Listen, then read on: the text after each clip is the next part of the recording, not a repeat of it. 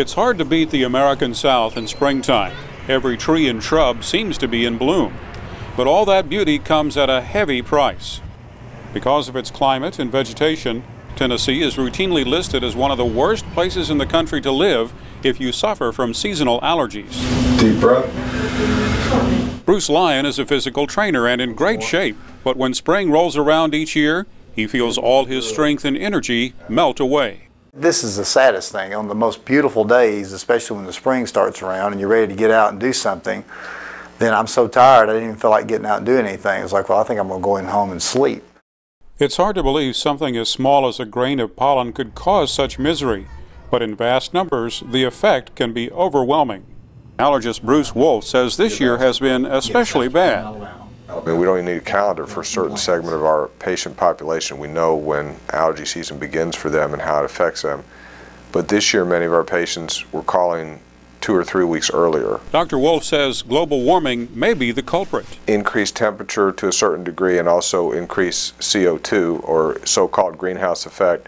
These things have, in some studies, shown to increase pollen over the last decades 60 to 90%. Allergy sufferer Steve Melton does what he can to avoid exposure to spring pollens, but he says that's nearly impossible. Leave it outside for 5 to 6 hours and the pollen residue that's on your car, you can actually write your name in. That's how heavy it gets. And that time of year is basically the worst time. Melton says he can tell even before he gets out of bed in the morning what kind of day it's going to be.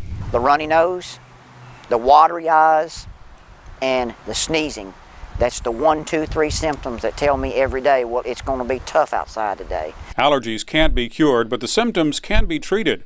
Several new medications have reached the market in recent years, and allergy injections often work for more severe cases. The medicines are so good and so safe that there should be very few people who have to suffer day to day with allergy. So people should seek care because it's out there, it's safe, and they don't have to live their lives day to day sniffling or wheezing or suffering. With his allergies back under control, Bruce Lyon is free to enjoy one of those beautiful southern springs. As a matter of fact, I'm picking up about 12 flats of flowers from a client of mine that's in the landscape business tomorrow. I'm going to set them out for my mom this weekend for her Mother's Day present. So I always try to do that. So, you know, this allows me the opportunity to do that without, you know, being miserable.